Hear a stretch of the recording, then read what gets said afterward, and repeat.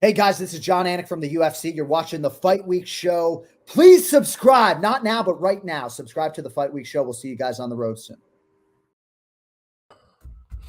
What's happening, Fight Week Show fans, Fight Week Show people? Then we are back with another episode of Dust Up Shakedown. And to help me do that today is my brother Naz, aka CFC OG. How you doing, my bro? Yeah, man's good, man. Man's good, man. Looking forward to this, whatever they call it, fight week. Even though it doesn't feel as special as ones before, it's still. I wish I was there, man. I'm getting jealous of the posts I'm seeing. We got our own brethren there. We got our own boy Jordan. And I'm saying part of the show. We got him there, trying to get 1 or 2 interviews, hopefully. Big up to our boy Jordan. He's over there in Vegas right now. Everybody, if you love watch our prediction show, you watch our odds guy, the guy that gives us all the odds on the show. Jordan is over there in Vegas, and hopefully he can bring back 1 or 2 contents for the show. And yeah, we got a big one today.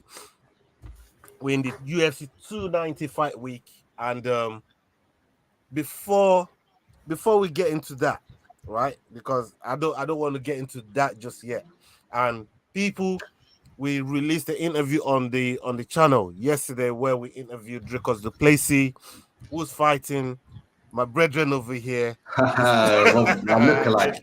fighting Bobby Knuckles. He's gonna be fighting Bobby Knuckles.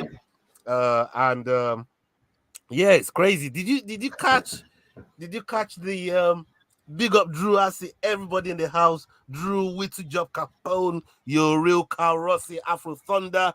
Big up yourself. Man. Did you see the? Did you catch the thing on the thumbnail? What the dread? I saw your chest. Yeah. I saw that. Leroy is still sliding. I only just clocked it. I just clocked it when I was putting the thing together. I was like, Leroy, man. You know what? I see what you did there, man. Man. No, that's a wicked thumbnail still, man. You know what I mean? Big up Leroy, man. Leroy always do the damn thing. Yeah, man. But we just had Strickland versus Magomed in the 185 division. And when you, bro, I could not believe what I was watching, but I kind of expected it. I didn't think it was going to be that easy for Strickland. Tell me what you thought about that fight, bro. Brother, I mean, Magomed it seems like he wanted to throw the kitchen sink. I wouldn't say he fully threw it, but he almost did, man. He threw the toilet seat or something. He went in fully, man. He thought possibly he could get him out there, Pereira style. I think that was probably the only path of victory he saw. It was more than just someone being unconditioned. Like when you get to later rounds, there's no way a top athlete can be that unconditioned. It's more to do with the hormones. I'm sure there was a big adrenaline dump. Like and then other little factors all added up. He'd done so well in such a short amount of space, and they all ended up at that takedown. And I thought, he took short 85% take out Kamaru Usman. He had like a 97% takedown defense rate. And so I thought maybe he is a Dageshtani, not a German. But then the German came out of him, bro. He got tired, man. He started looking like poo, bro. When I saw him lose, I was like, this is no way someone could be tired at the end of the first round. You know, the way he was so ripped and he looked so ready. And he's had a lot of experience, man. He's fought for $1 million, I think twice. Once, at least. Like that's bigger than your UFC match against Sean Strickland. You know, 5 rounds for $1 million. That was as big. But, you know, it got to him. Adrenaline dump got to him, bro, because he looked like you know when a turtle shells in, when you catch a turtle in the wild, it just quickly goes into shell. He was looking for a way out, man. But just like a turtle, he wouldn't give himself a way out with a choke. I was like, why didn't he just let himself get choked like every other UFC fighter that wants a way out? I don't know why. The way he went down wasn't even a power punch. And the way Sean Strickland goes, I don't even punch hard, man. I just hit him with some pity padders and he went down. I didn't do nothing. He just went a way out. I could not believe how easy Strickland made it look. I really thought. I mean, yeah, but it's funny because it was looking easy the other way around for the first 3 minutes. You're like, oh, he's just piecing Strickland up and taking him down. This is crazy. Because you man chose the main event for Friday night, like, you know what I mean? Because you obviously was expecting something more out of that fight. You know what I mean? Otherwise, you man wouldn't have chosen that fight for fight of the night. So look, big up to Strickland, and I think that really puts him in a position of strength regarding this weekend's pay-per-view, and we'll talk about that, how that a win like that actually benefits Strickland. But before we talk about that, we've seen Alex Pereira, and he's out there giving it to Abus Magomedov. He's lighting him up, basically like, bro, you should delete that last name, bro. If you're gonna fight like that. As I said, bro, he's not a Kazakhstani, he's a Russian. He's a German, mate. He's a German. Bro, that's what Strickland actually killed him with in the press conference from the beginning. You know what I mean? Go and check out the fight news on our channel. Like, Strickland was going mad. He was going in on Germans. Yeah, I'm shocked that he got away with it. It's just crazy. Look, like Leroy says here, big up Leroy. I see Drew's changed his name from Drew Gunners to Drew Cannonier. I like that. That's in the spirit. That's in the spirit of the Fight Week show, man. I love that, man. Thank you very much, my bro.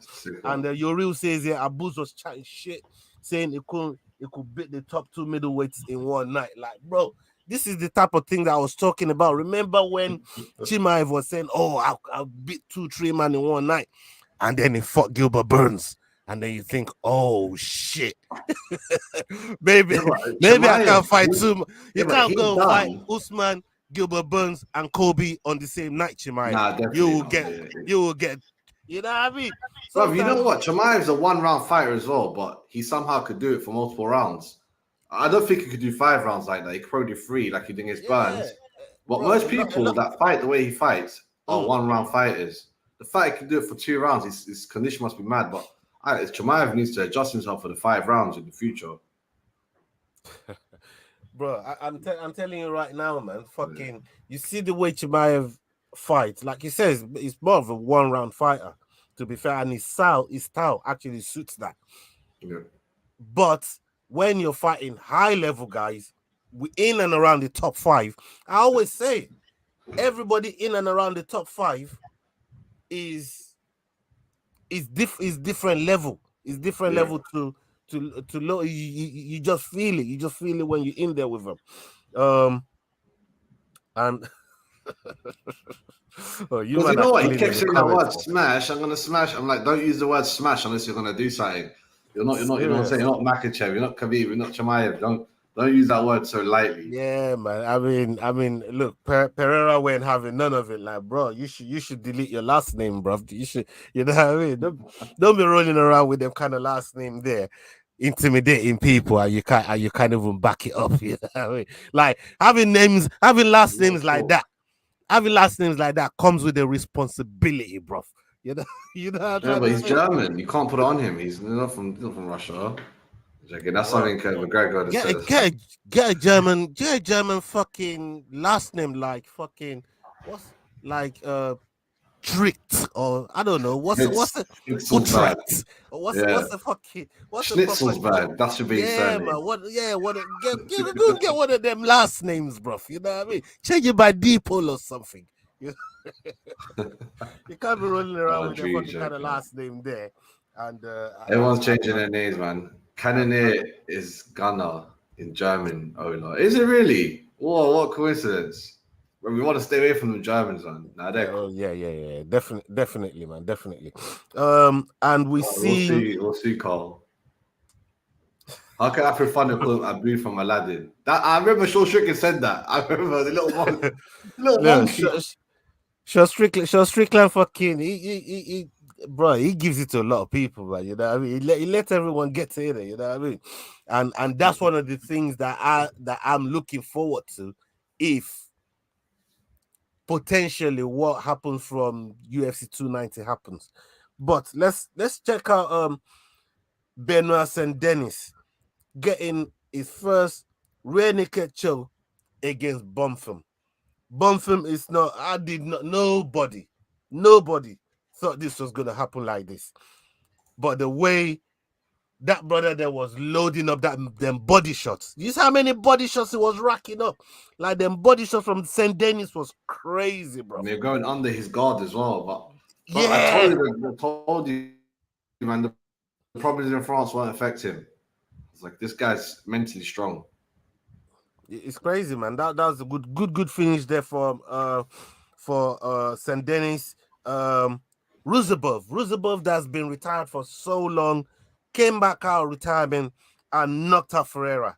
Knocked Ferreira into, oh my God. I couldn't believe that fight, you know. I couldn't believe what I was seeing. I thought, what the hell? Ferreira supposed to be the knockout artist. This guy has never seen a decision in his life, in his whole entire career. In his whole entire, well, he didn't see it this time neither because he got knocked out. But he's been the one knocking people the fuck out. Bro, he's a KO beast, man. He's a KO beast, man. Yo, this sport is crazy. How old is he? Think about 30, 34. Think wait. More than 35 now, 36. I've got it down here somewhere. Yeah, give me 1 second. I'll get you his age. I think it's about 34, something like that. What I really want to talk about is the big elephant in the room. I really want to get to Kevin Lee, bro. Bro, that's my next part. That's my next part. We might as well fucking talk about it now. How about Kevin Lee gets sent to the shadow realm by his brother here, Renat? Talk to me about the Kevin Lee thing, because there was a lot of if you listen to Bisping on the night, there was a lot of nice narrative, encouragement, talk about how he really wants to come back in here and do mature. The word mature, they kept using that word a lot, right? Like he even mentioned he became Muslim. Like sometimes they feel you become more strict with your diet, your faith, the work ethic. Oh, I love this. I was expecting a lot from him, man. 30 years old, no weight cutting. Like Fakhretdinov doesn't even have the KO power like that. Like to hurt someone. The problem Kevin Lee had coming into this fight was this. Let me just drop this real quick.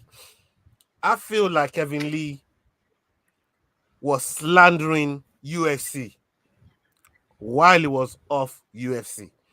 That came to Dana's attention, and Kevin Lee. And I'm sure it's not even that I think Kevin Lee was chatting shit about UFC, bro. Even this week and the week coming up to it, he was chatting shit about it. He was chatting shit. Apex, position back home, unknown name. All of those talk there. And then I thought, okay, how do we welcome this brother back into this thing here? Find me somebody that's on a 19-fight win streak, yeah? Go give me someone that's on the 19-fight win streak. Yeah, oh yeah, that guy. Oh yeah, he looked good. Yeah. Oh man, it was a setup, man. It was. But it was worse than it was supposed to be. It was supposed to be a decisionator or boring wrestling, just like his other fights. Decision, type on with a jab, decision to take him down. He knocked him out and then choked him out. He was basically finished on his feet, and then he choked him. And Herb Dean didn't even know whether he was out. It was at least 7 seconds. How good a job did Herb Dean do there? How good a job! Very good. Because very I good. did not know what. But they shouted it on the side. He's out. He's out. He's out. And then Herb's like, all right, cool. Let me check. He's still gripping, so you don't know. But you're like, well, he's smothered. Even if the choke wasn't in, the way he was smothered. There was not much oxygen could come in. He was covering everything. I think his fucking hand was trapped in the choke, bro. That to the point where if he tapped it out, I had to do like a little pat like that. But I think his hand was literally trapped in the chokehold with the whole thing. But I didn't expect him to flop like that face down after you see the choke. That choke was nasty, bro. That was a nasty choke. The UFC, they done a good job not showing you much. They show his face on the floor, touch the canvas. They really zoom out the camera. They show on the highlights. You have to watch it from a guy's phone angle on YouTube, and you see it's 7 seconds, face down on the floor. I was like, wow. It was out. It was out.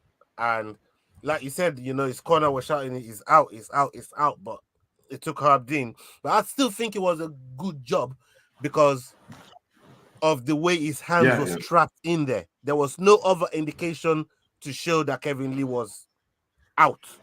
There was no other indication other than test it out. But then could they have grabbed my man's hand and he's still alive? And like if Peterson, he lets the hand go and the hand looked like he tapped. You saw what I'm trying to say? So yeah, but he kind of have did to touch get it. He that did little touch his bit hand. there. He did touch his hand, I think, and he touched his hand. It was like almost gripped on automatically, like the nerve system doing it itself. I don't know, man. Bro, it's a I know crazy finish. it's a good job. I'll rate her for that. I'm not gonna. It's a good finish. It's a good finish. Now let's step into UFC UFC 2. Let's step into UFC 290. UFC 290, the main event in itself, with Volkanovski versus That's the one. Yair Rodriguez. Now Yair Rodriguez is the interim champion. Volkanovski, defending champion. And he's been defending this thing and he's been doing it against top level opposition in the division. He even went up against Islam in a fight that I thought Volk won. At least very, very close. But in a fight that I thought maybe Volk might have shaded it. Now he's got Yair Rodriguez. Yair Rodriguez is a whole different caliber of animal, brethren. What are you feeling about this fight? How are you seeing it? Where will it be won and lost, my bro? Oh man, I've been watching so much about this. I watched a nice little breakdown from UFC. Say Saud does it. He's a sick coach, and I don't see how. I can see how he'll beat Volkanovski, but I don't see Volkanovski losing. However, it does have the sprinkle of the right elements for an upset. It does have that, like, he came off a big fight that was supposed to maybe have won at home and didn't win, and he might want to be impressive this one. But from his interviews, he just had one with Bisping yesterday on his pod. It didn't look like he was overseeing him. He was seeing him for what he is. He sees him as dangerous. He even alluded to say, in my mind, like he was even with Max. So he's going to give him the same respect he gave to Max Holloway.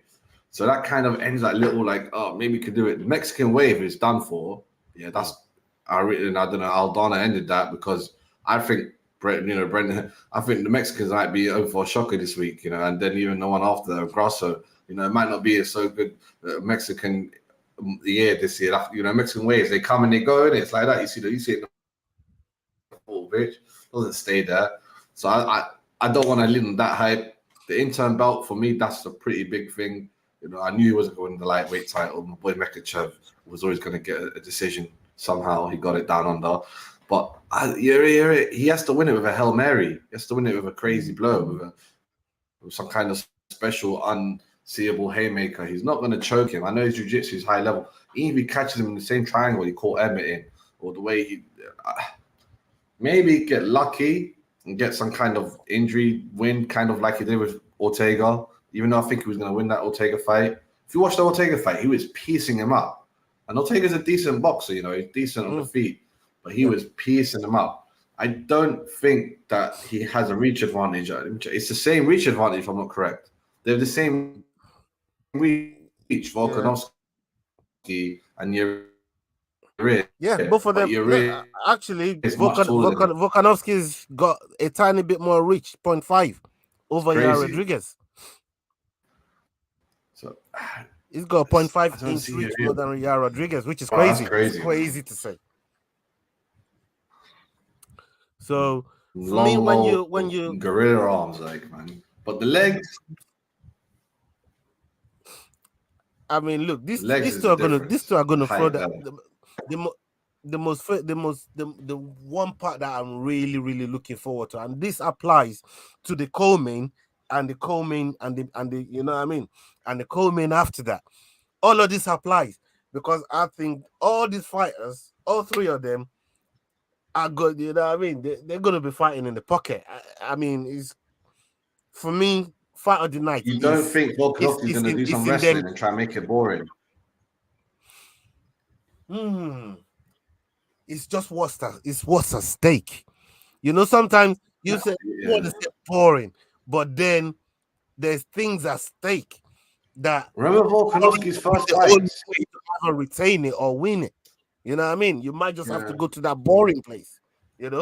because of Yeah, what's but at stake. Volkanovski, he done this. He started off fun, and then he went boring, or you say decisions for a bit with Aldo, and then he's like, you know what? I'm gonna start playing it less safe, and he went more for it.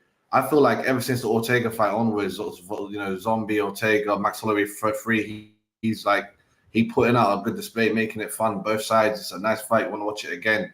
Before that, some of the decisions that he done, the Aldo fight, that was terrible. I mean, but now I think he's gonna face it, play it really safe. I reckon do a lot of cage control, takedowns, get up, take down, back control, just cage control it, and it's not gonna be as exciting as everyone thinks just because Yair Rodriguez is involved. Yeah, Rodriguez. We've seen a lot of his finishes, and Crazy. to me, he probably has the best highlight reel in all of UFC. I don't. When it comes to unorthodox Anderson sort of Silva is still there for now. Just one or two more finishes and he'll jump him. Yeah, I mean, just hear what Naz. I mean, just think about what's just come out of Naz's mouth right now. Like, just think about it, Anderson Silva comparison. That just goes to show you how good this brother is. It goes to show you how good Yair Rodriguez is, and Exactly. he's a dangerous guy. Really, really dangerous. And for me, I think if Yair Rodriguez went fighting Volkanovski, I say he wins this fight. If he went Volkanovski in front of him, and up until from now till Friday, I'm still going to be battling in my head who wins this fight, and that's how crazy it is. Big up Nippon. I see Nippon in the house. Big up, man. Man's bringing the whole Harvard thing in the bro.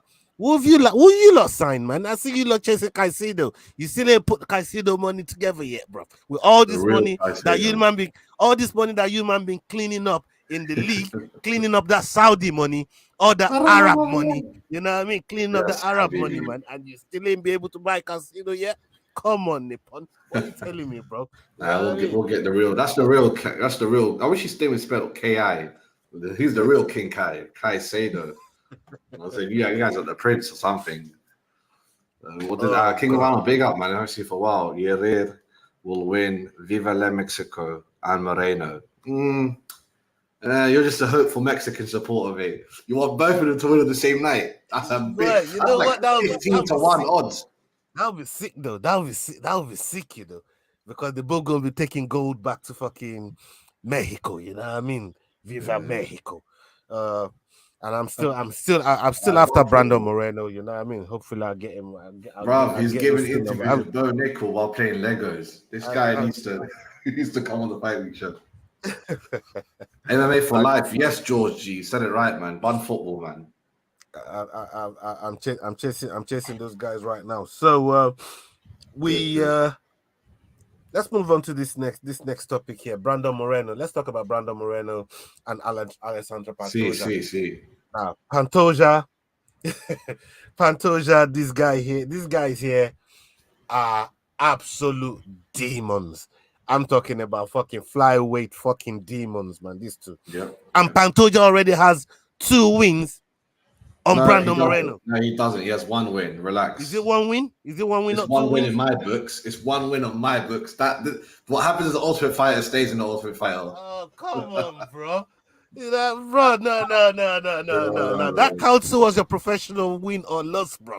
You know what I mean? Whatever record you carry in there is part of your record. It's part of your professional record. It's not on your record. No, it's not. It's not on your record. You know that, right?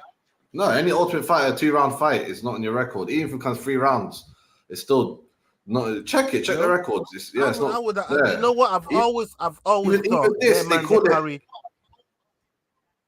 I've always thought they're calling it Brandon Moreno versus Pantoja the second. Right, got you. So you're not counting that second fight, even though he lost. You're not counting it. No, the second fight. All right. You know what? The first one we got choked out. That was the fight that actually live, man. I'll never forget it. That was the fight that introduced me to Pantoja. I love Pantoja from there, bro. Like Fuck, I'll watch that fucking thing. Yeah, he was the Brazilian champion, isn't it? The jungle champ. Jungle FC. Yeah. What a name, JFC, Jungle FC. I mean, look, that division there, we know how strong that division is. That division is so strong. We still got people like Askarov up in there, bro. You know what I mean? Yeah, he's actually the only guy that actually beat Pantoja. I was like, who actually beat him? I see that long list. It's Figueiredo, which was close, and Askarov. He'll beat Figueiredo by 5 rounds anyway, even back then. At any time, he'd have beaten Figueiredo over 5 rounds. These guys in the flyweight, they are solid. They're solid as they come, and they this is something you look at those sort of fights, and you can't just look you can't look past Pantoja. As good as Moreno is, you're not going to look past Pantoja and say he can't get it done. You know, the know-how is there, the confidence is there, but we know the type of fighter that Brandon Moreno is. How do you think this plays out this time around in your eyes? I see it going decision. I don't see Moreno getting tapped. He never got tapped in the other fight before that. I think it was in Chile. It was a UFC fight night in Chile or something like that. He never got tapped there. He went up. It was 3 rounds. He did lose. He did get beaten from the outside, but Moreno transformed after that fight. That's the Moreno is fighting now. The Brandon Moreno now is completely different. And honestly, I think he's gonna make a decision. I can't say 100% he's going to defend his belt, but it's definitely not going to be a knockout or a choke. I don't know about knockout, but he won't get Moreno like he did. He trained with Damon Maia at the moment, but I'm like, Maia, don't even give him a fake influence. Like, once you go to such a high level and you don't get tired, you're not looking for a way out. It's very hard to tap people out on the top level, and I don't see it happening. If he gets his back, he'll just get some control on him. Yeah, man. Nippon, the next fight is this weekend. It's a big pay-per-view fight, UFC 290, and then we have one of our homies fighting on the bout just before the co-main event. And that's Dricos. It's the people's main event. This is the people's main event. This is the people's main event. Dricos Duplessis versus Robert, my lookalike Whitaker. You know, I'm telling you, man, this is the real main event. Yeah, you could probably catch that like 1:30 a.m. You know, no, sorry, that'll be like 4 a.m. My bad. That'll be at 4 a.m. That'll be about 4 a.m. Yep. But we just had Dricos on the show, and we want him back, hopefully with a win, because we know Rob ain't showing no love. If you ain't talking like this, mate, he's not showing no love to you. You get me. So, look, we're definitely going to be running the watch along for that. We're definitely going to be running a watch along for that one. So come join us on the watch along. We have Gift Walker. Gift Walker is going to be another flyweight, and he'll be talking to us about some of the flyweight fights that we got on the pay-per-view card. Cameron's fighting as well, right? Say that again. Cameron's fighting, even though he's got an opponent change last week. Yes. He was pissed. He was supposed to be fighting Christian Rodriguez, but the fight fell off. Jordan's boy. Due to injury, so he's been given a new opponent. But our boy Cameron Simon, aka MSP, he's gonna be on that card there as well. So keep an eye out for SA, man. South Africa is going to be doing some good work on that card. So keep an eye out for the watch along. Well, on a side note, did you see that Bisping little interview he done with Tememba? I believe it was. I forgot his name. Where he was going through how he was, blood diamonds, digging with diamonds. Went to South Africa, got to the EFC, became a UFC champ. Finally got to the UFC, flop, contended because of COVID, contenders.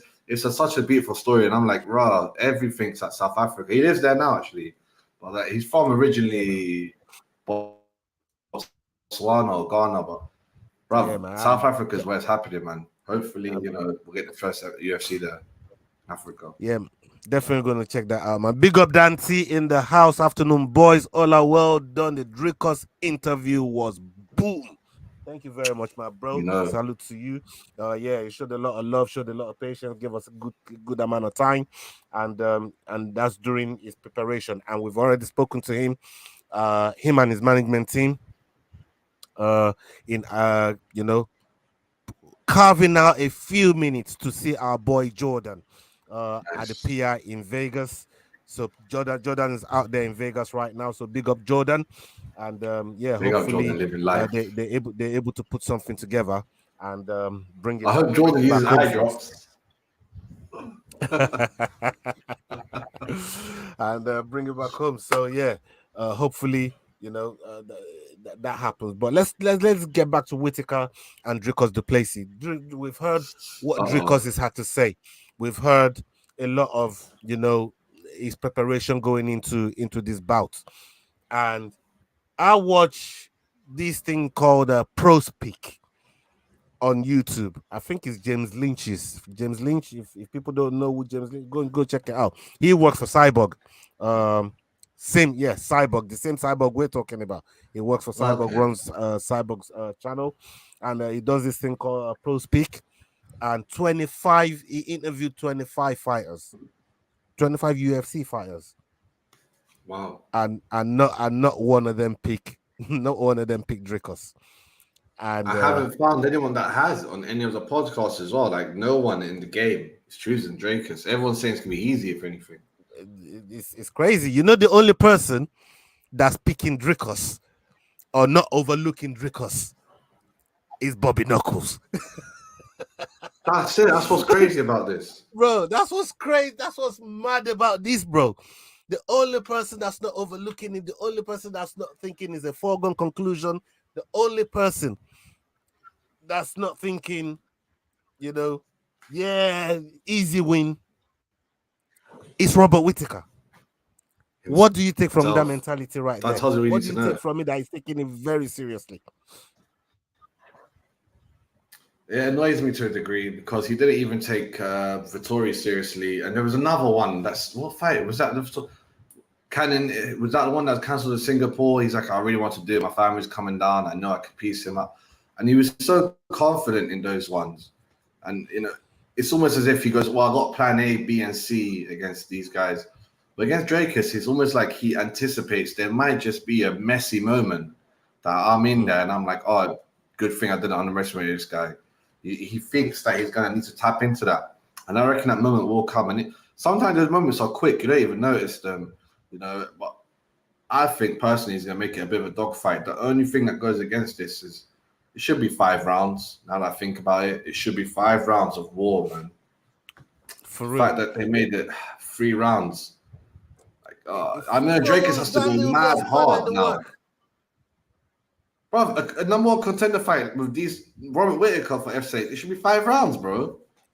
Yeah, I agree. It should be. It should be. You've got man's like Sean Strickland and Cannonier doing 5 rounds. And this is the thing that I said at the top of the show that I wanted to come back to. Yeah. Is if Robert wins, if Robert Whitaker wins, UFC don't really want to see the trilogy. Because Easy don't want is won the first time. Is you know what I mean? Easy's won both times, right? But with the performance that Strickland just had, knocking Abuz out the way he did, what starts to look good to the UFC? What starts to appeal to Easy? Easy's been begging for fresh meat for a minute. Is one of the reasons why he wants Dricus. But Strickland is still going to be fresh meat to him because he ain't actually fought. Yeah. Not really. He's like second beat, man. He's like SB, man. He's Pereira and Usman second. Like Usman's his boy. Imagine it was a goal. It's like my boy Usman dealt with it, and then my enemy Pereira dealt with it. You know what I'm saying? Now I have to deal with this thing. He doesn't really want it. The UFC, look, deep it like this. They set up plans upon plans. Yeah, and none of them have been coming through. I don't think. And from what the consensus is, they even got a backup plan with Paulo Costa fighting some unknown Russia, hoping this Russian guy beats him, and then one more fight, he's fighting Izzy. Like, they gone with him with a boost. Like, they done it. They try to set up these narratives. It doesn't work like that. He's like, if I set up enough plans, I'm going to have one. And it seems that plan D, the plan A is obviously Dricus beats Whitaker. Like, that would be nice. The plan B would have been maybe a boost comes about Sean Strickland. Seems to be that plan C. Like, and they might need to go with it. With the timeline they got for Izzy and Down Under, Rob said he's not fighting Izzy no matter what because of the timeline. Drakus can't go through a war. He has to be less than 90 days medical cleared. It's like the UFC, man, I feel bad for them. They're probably hoping for some freak injury. You know, and the Rock gets injured in the fight, ends quickly. Drakus is perfectly fine. Therefore, he fights Izzy. Doesn't work like that. UFC 99% of the time it goes in their face. In the perfect world, that's exactly what they want. A quick turnaround for Dricus, get right back in there. So you know, if it's that timeline, and timeline is so important, not just for the fighters and what they have to do, but for the UFC matchmakers as well. Timeline is money to these guys, you know, and they have to get it right. They have to get every single. Do you respect Robert Whittaker for saying no matter what, like even if it's an easy fight? I feel like don't say. What if it's an easy fight? What if you win? You now look a fight because it's in 7 weeks' notice. Come on, if it's same. I don't know. I don't want to dive too deep into this, but the UFC, man, they never. This is one of the most lackluster years it's turned out to be, and I don't know why they think. I'm not gonna go to this main event, but yeah. Yeah, I mean, you don't want to say too much crazy shit about them in case you get there's signed so many fights now. Think about that. And then they find a Renat for you. You know what I mean? They treat you like Kevin Lee, bro. Look at my door, brother. Come sit down, brother. I tell you, we are UFC number one. Treat you like Kevin Lee, man. Look, remember what they did to fucking Askren, innit? You know what I mean? Like, bro, that was a master plan. That was a master plan. Like, especially when DJ Demetrius got knocked out, before he came back with the win. I was like, raw. Askren makes the UFC go here, and then their champion, DJ Demetrius Johnson, loses. Like, but then, it all turned around. I feel like Demetrius done well in the end. Big up DJ, best ever flyweight ever will be. Yeah, man. 100%. We love Mighty Mouse over here, man. You know what I mean? We respect Mighty Mouse. For me, it's one of the goats of MMA. I'm not even talking UFC. I'm talking MMA as a sport. Yeah. He's up there as one of the goats. I mean, Fedor Emelianenko is right up there. He's up there with those guys. You know what I'm trying to say? You rate him like that, yeah? Oh, yeah. He's up Isn't there. Isn't it funny that Robert Whittaker, if Israel didn't exist, he would have beaten 6 people and been the greatest middleweight in history already. Like within 7-8 title defenses, just going through 1 or 2 of these dead people, like again. And it'd be like, I was like, that's so sad that he's in that era where this one bastard has his number. It's crazy, man. It's crazy. If Easy were the champion, he'd be the champion. And sometimes it's okay. It's okay to be the people's champion as well, because Robert Whittaker isn't just like belt holding champion like that, but in a lot of people's eyes, a lot of people have that respect for him. They love the way he goes about his business. They love the way he carries himself, and is respected a lot by his peers, including Dricus himself that we spoke to the other day. He showed how much respect, how much highly he respects Robert Whittaker, and you can go and check that out in the interview that we did for him. He's still right there on the page. Once we're done talking here, go and check it out with our interview with Dricus. The numbers are going up. Go and show it some love, and show a lot of all the other videos that we got.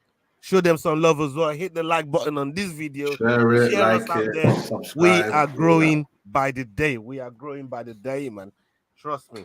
There's one more topic that I wanted to touch on here before I round all of this up. And thank you so much for joining us this afternoon, Naz, man. It's just us talking about fights like we'll do anyway. Oh, We're just doing it on the camera now. I just love having these conversations with you. And something like we should just have a WhatsApp group talk, and just record it. Yeah, literally. Put the cartoon. Remember Joe Rogan cartoons? Remember that? They used to do Joe. They'll turn him into a cartoon. We just do that and just our voices, and then Will every now and then chat. That'd be mad. One day in the future, we're big, bro. We're gonna make a little animation thing. 4 phone calls there, like little 4-way convos. Me, you, Will, and George. And I want to see how that goes, man. That'd be mad still. And having somebody like Leroy in our corner definitely helps. Yeah.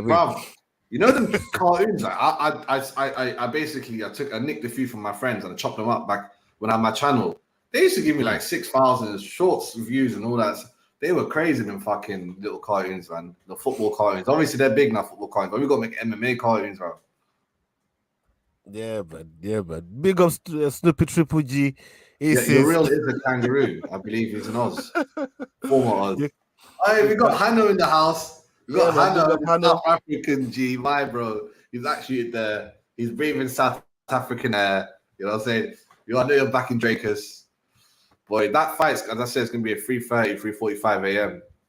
Yeah, man, come check us out, man. Yeah, Okay, good luck, man. Set the alarm, get up for your boy, man. The last topic I wanted to talk about. Yeah. I don't know if this ain't even the last topic. All right, 2 more topics. No, it's I casual. was talking about this earlier on, but I just wanted to get your view. And people in the chat, put in the chat as well. Let us know what you feel about GSP and Elon Musk. Look, this fight, I wouldn't even say this fight. This talk, it's not even enough. Like we're not even there yet. You know what I mean? Musk and Zuckerberg, Twitter and Facebook. Like I've been saying it. I want to see the Apple owner versus the Samsung owner. I want to see the makers of iOS versus Android. I want to see PlayStation versus Xbox. Bro, I want to see it all. I want it all, man. Give it to me. You know? So what are you making of the like you said, we was talking about it in the WhatsApp group earlier on, and you mentioned that Zuckerberg's already got a coach. But what are you making of his name, Elon Musk going to going to look for GSP services in terms of at least showing him the way, the ropes on what to do if a fight was to break out in front of him in a controlled environment, put it like that.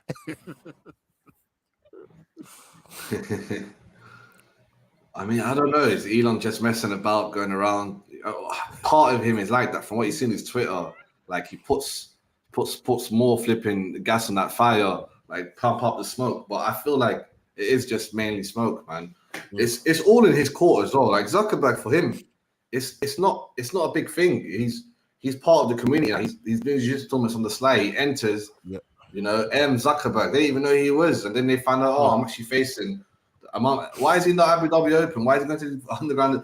It's for him. It's not a thing, bro. He's a young guy as well, man. He could easily do it. It's like, yeah, cool. It's more on Elon. If Elon's 110% on it, Zuckerberg would be like, yeah, cool. I don't mind. I don't know. Because Zuckerberg is a mismatch. He's been in tournaments. He's been rolling. You know what I mean? He's rolling like jiu-jitsu tournaments, all these type of things.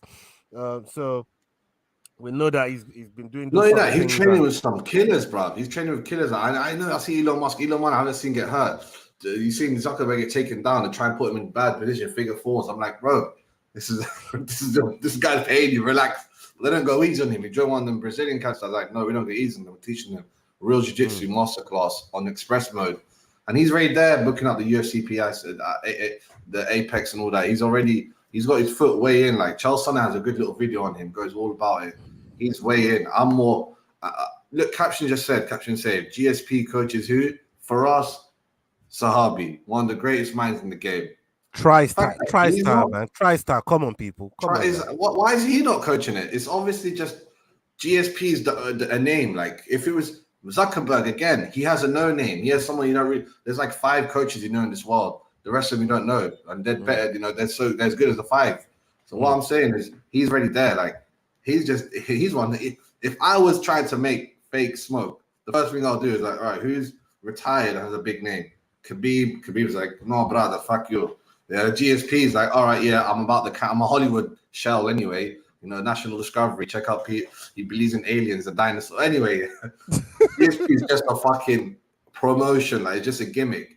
Why is it not for us, Zahabi and TriStar? That already gives him red flags. Lex Friedman. What's this podcast here? Who's a black belt, but he's very bad in tournaments. Yeah. How is that? It's all just PR. These brothers have the most known, hype behind them, followers, views, all of that. So unless he said I'm training him, try stuff for us, so Harvey private lessons him, his brother and GSP. That's a different story. Like it's all an Elon Musk court. For Zuckerberg, it's not even a thing. It's like, yeah, I'm fighting random murderers, like killers from the streets. You think I can't find a 50-year-old man that, you know, definitely does recreational activities regularly throughout his lifetime. 50-year-old, just when I think about 50-year-old that's not in shape, I just think about that guy who's like a robot that's rusted.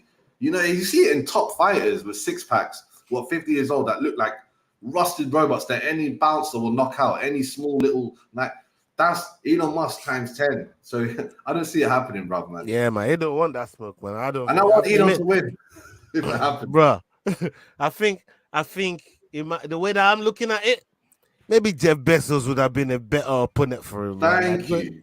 You know what I mean? Good to pick on somebody like Zuckerberg, man. You're asking for trouble, man. You know what I mean? So I don't know, man. I don't know about that one there. Last topic before we get out of here, man. And we're 45 minutes in. It's a crazy one.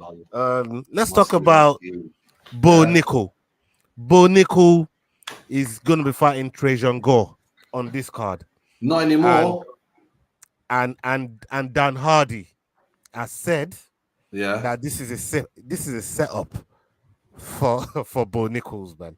They're setting Bo Nichols up Trajan Gore by giving him someone like just Trajan Gore. He clocked this a setup and he's like, I'm injured, I'm out. He was out yesterday, innit? They got a new opponent for him. I don't even know who it is, some undefeated prospect. 9-0, I believe his record was. They just feed him Bo Nickel, whoever. They're going to take their time doing it so he can build himself outside via social media, you know, via speaking in press conferences all the time, putting him in good placements with maybe one or two easier fights. The thing is, though, out of nowhere, all of a sudden you're fighting a killer. It's like Sean O'Malley, they bring him on slowly. We'll give you this guy and that guy and Pedro Munez, who's 37 now. Peter Yan all of a sudden in Dubai. There you go. He's like, hope you don't die. And he basically got murked, but somehow the judges were blind that day. I don't know what they're seeing. But either way, like they're trying to do the same thing with my man. Apart from my man has wrestling in the bank, like, and not by a little piece. You know what I'm saying? He has a whole wad there. So if he wants, that's the thing with Trajan Gore, man. You know what I mean? That's why I'm shocked they took him away. I'm like, why did they replace Trajan Gore? I liked him. I liked the season of The Ultimate Fighter. Like him and Brian Battle. I was like, this is a good season. These are good prospects. But I don't know. He got injured or something. I'm not even sure. No one seems to care. Everyone's saying he's scared. He ducked this fight. He's scared. I'm like, bro, these guys aren't scared at this level, man. Especially if you know their life stories, man, facing down the barrel. But anyway, this next opponent's going to get murked, man.